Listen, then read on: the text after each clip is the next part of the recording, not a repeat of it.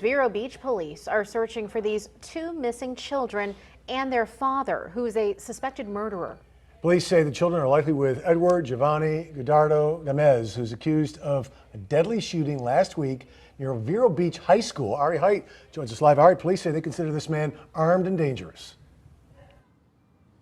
And they do, but they believe that his children also are in danger, though they don't think that he would hurt them. They think they're in danger because they're on the run with an accused killer. And this all happened on Thursday afternoon, right here along Highland Avenue, right in front of this house. You can see some family members of the victims right there. Two brothers were the victims, Alejandro and Efren Baldonado. They were shot right in front of the home. Alejandro was killed. Efren, though, has since been released from the hospital.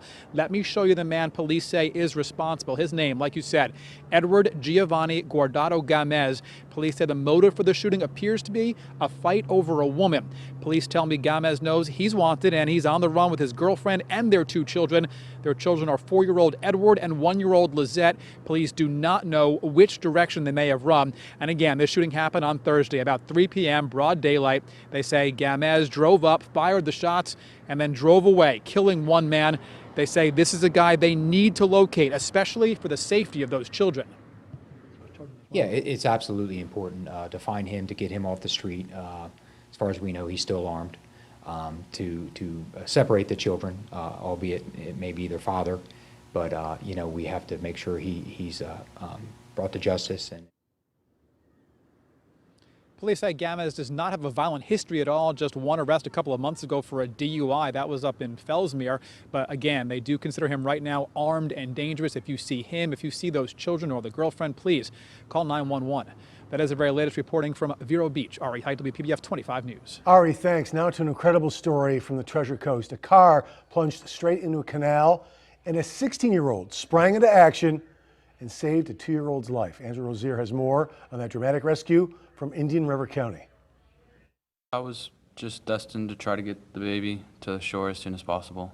16-year-old Jacob Urson says he got a call from his grandmother Saturday night that a car had plunged into the retention pond outside his home and to call 911. Well, he did more than that. He took off his shoes and sweatshirt and jumped into the frigid water to try and save the people inside. I was greeted by a man and a woman who were both in a lot of distress, and they asked me if I could swim.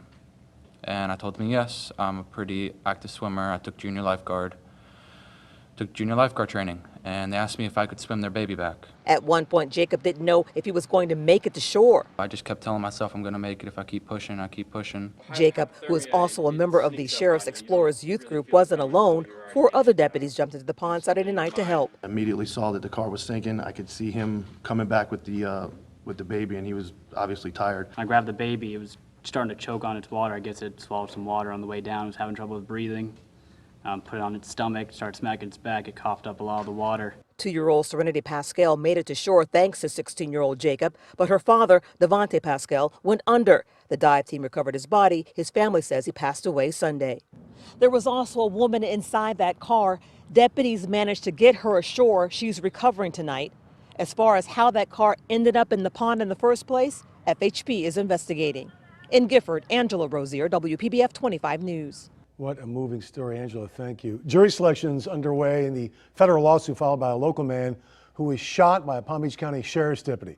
Dash cam video of that September 2013 shooting shows Deputy Adam Lynn opening fire on Dontrell Stevens. Stevens was left paralyzed.